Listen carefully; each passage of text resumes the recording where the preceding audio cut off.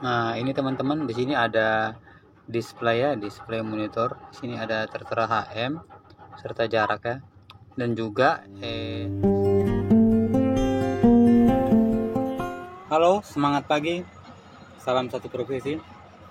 Perkenalkan, nama saya Petrus Ringgi, asal dari Flores, NTT, domisili di Kutai Timur. Ya, di sini saya akan mereview yang ada pada dalam kabin unit HD 785-7 Komatsu. Sebenarnya lebih ke merefresh kembali pemikiran otak. Sudah lama sudah tidak mereview yang ada pada dalam kabin unit ini, jadi mereview sambil merefresh otak juga sebenarnya sih kawan-kawan. Oke, di sini saya membantu rekan saya atau saudara saya. Beliau adalah konten YouTuber tentang tambang dan P2H unit, aktivitas tambang juga. Kalau bisa kita mendukung channelnya saudara kita, Ralan Ende. Kita membantu agar beliau semakin semangat, semakin fokus dan memberi informasi penting mengenai aktivitas di pertambangan. Oke, terima kasih. Sebelum saya lanjut ke video, saya minta untuk like dan subscribe channel saudara kita agar lebih maju lagi ke depannya, biar dia semakin sukses. Oke teman-teman, kita bisa mulai ya. Saya akan mulainya dari sisi sebelah kiri. Nah, di sini ada switch lampu tire.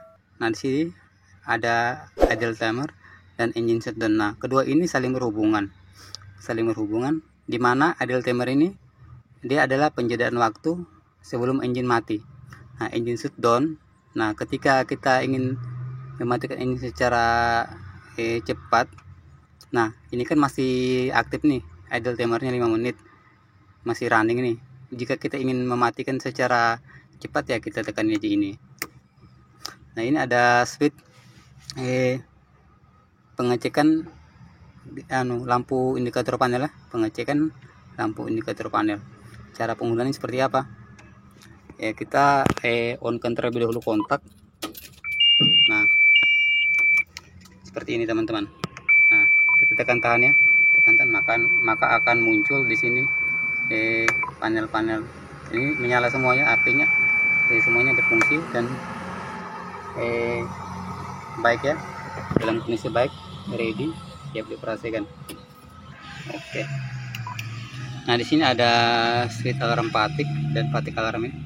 Nah, ini sebenarnya keduanya nggak ada dari bawah ini, cuman ini dipasang oleh tim mekanik. Nah, ini ada dua switch ini.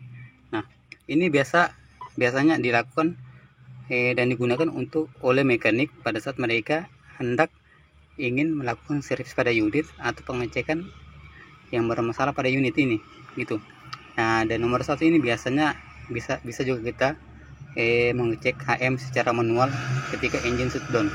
Nah, ketika kita tekan tahannya yang di atasnya, maka di display monitor akan tertera itu HM serta jarak ya gitu. Nah, di sini ada switch, di sini ada switch wiper. Nah, ini ada switch lampu utama atau lampu kerja serta lampu rating kiri dan rating kanan. Nah, ini ada steering. Nah, ini ada tuas ya. Tuas ini untuk menyetel steering ya. Jadi kita menyetel sesuai dengan kenyamanan kita. Karena yang kita utamakan adalah kenyamanan. Karena kita 11 jam di atas unit ini gitu. Baik, saya akan masuk ke sini. Nah, ini di sini ada temperatur engine coolant. Nah, ini ada temperatur trickle converter oil atau temperatur oli transmisi. Di sini ada tachometer atau RPM. Di sini ada display monitornya, actual gearnya. Nah, di sini termonitor dia, gitu. Nah, ini ada speedometer. Nah, ini ada temperatur oli brake. Nah, ini fuel gauge ya. Nah, yang ini ada display monitor. Kalau kita aktifkan ASR ya, ARSC. Nah, jadi sini muncul kilometer per jamnya, gitu.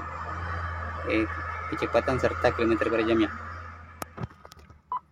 Nah, di sini ada display monitor ya. Display monitor sini ada HM, jarak, serta pilot meter ya, pilot meter. Jadi pada saat kita loading pertama, tumpan material pertama dari EXA, maka sini akan tertera tonase, gitu. Oke, saya akan beralih ke sini sebelah kanan. Nah, di sini ada switch ASR ya, ASR atau auto spin regulator ya. Fungsi dari ASR tersebut adalah untuk menyamakan perputaran roda kiri dan kanan ya, konco-konco. Jadi fungsinya itu. Jadi kita aktifkan ini pada saat jalanan licin, pada saat kita berada di front loading materialnya pasir, gitu teman-teman. Nah, ini ada ARSC atau auto retarder system control ya, ini switchnya. Nah, bagaimana cara penggunaannya? Ya, kita aktifkan terlebih dahulu. Nah, di sini ada switchnya lagi untuk menyetel kecepatan yang kita inginkan, gitu. Jika kita naikkan ke atas, tekan ke atas seperti ini, maka kita akan menaikkan kecepatannya, dan menurunkan, kita akan menurunkan kecepatannya. Jika kita tekan ke atas seperti ini, maka semua sistem yang kita atur tadi batal ya, pembatalan sistem, gitu. Oke. Di sini ada switch tambahan ya. Ini switch tambahan dari tim mekanik juga yang memasang. Ini ada switch rotary. Nah, ini ada switch overtaking. Nah, di sini ada switch iSlow. iSlow ini kita aktifkan pada saat kita moving unit ya, moving unit dari LCT. Nah, jadi dengan sendirinya RPM itu akan turun di 70 ya, 70 RPM gitu. Jadi biasa saya gunakan juga pada saat hendak melakukan pengisian fuel, gitu teman-teman. Jadi dengan sendirinya unit itu bergerak maju dengan kecepatan yang pelan, gitu. Nah, ini teman-teman ada switch hazard lamp ya, atau lampu hazard. Nah, ini switch ini kita gunakan di mana pada saat unit kita breakdown di pertengahan jalan. Ini untuk memberi kode kepada rekan-rekan kita bahwa unit kita lagi rusak atau breakdown ya, gitu teman-teman. Dan juga biasa digunakan pada saat kita mobilisasi unit, gitu. Nah, ini ada switch emergency steering. Nah, tekan begini maka dia akan bersuara. Nah, jadi penggunaannya itu durasinya hanya 90 detik ya teman-teman, 90 detik saja, gitu teman-teman. Oke, sekarang saya akan beralih ke sisi yang sini, gitu. Nah, sini ada shift lever. Ini locknya ya, locknya. Dia misalnya kan di posisi D gini, dia nggak akan mau ke posisi 6 atau ke bawahnya, dia nggak akan mau kalau kita belum tekan locknya. Setelah kita tekan locknya, nah baru dia mau. Tujuannya dibuat ini untuk menghindari terjadinya habis transmisi, gitu teman-teman. Jadi dari D ini jadi nggak langsung ke mundur gitu. Nah, jadi tujuannya itu untuk menghindari terjadinya habis transmisi. Nah, ini ada parking brake ya. Nah, fungsi dari parking brake ini teman-teman kita harus tahu ya. Ini pada saat unit parkir maupun pada saat kita loading maupun dumping kita menggunakan parking brake ya teman-teman, gitu. Jadi jika tire tidak bergerak, nah atau stop, nah kita gunakan parking brake ini. Nah, di sini ada switch power window atau switch untuk menurunkan dan menaikkan kaca di sisi kiri kita, gitu. Oke. Nah, di sini ada pedal gas. Nah, di sini ada foot brake atau surface brake. fungsi dari cirrus brake ini adalah untuk menghentikan unit ya teman-teman, menghentikan unit di bawah kecepatan 10 km per jam ya teman-teman. Oke gitu. Nah ini ada emergency brake, kita gunakan pada saat emergency gitu teman-teman. Nah yang terakhir ini ada retarder brake ya, retarder. Nah ini fungsi dari retarder kita harus tahu ya teman-teman, kita jangan salah menyalahgunakan ini. Ini fungsinya hanya untuk mengurangi kecepatan saja gitu ya. Jadi tidak dianjurkan atau tidak disarankan untuk pada saat parkir ataupun apapun itu, pada saat loading, itu bukan fungsi daripada ini, karena fungsi dari retarder hanya untuk mengurangi kecepatan saja gitu teman-teman, fungsi sebenarnya gitu. Jadi kita jangan salah menggunakan ya gitu. Oke teman-teman, terima kasih sudah menyaksikan video saya. Saya rasa cukup penjelasan dan pemberitahuan yang ada pada dalam kabin HD785 strip 7,1 ya teman-teman.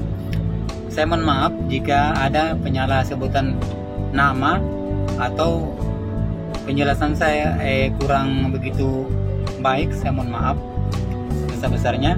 Atas nama pribadi saya mohon maaf. Sebelum saya mengakhiri, saya ucapkan semangat pagi, salam satu posisi.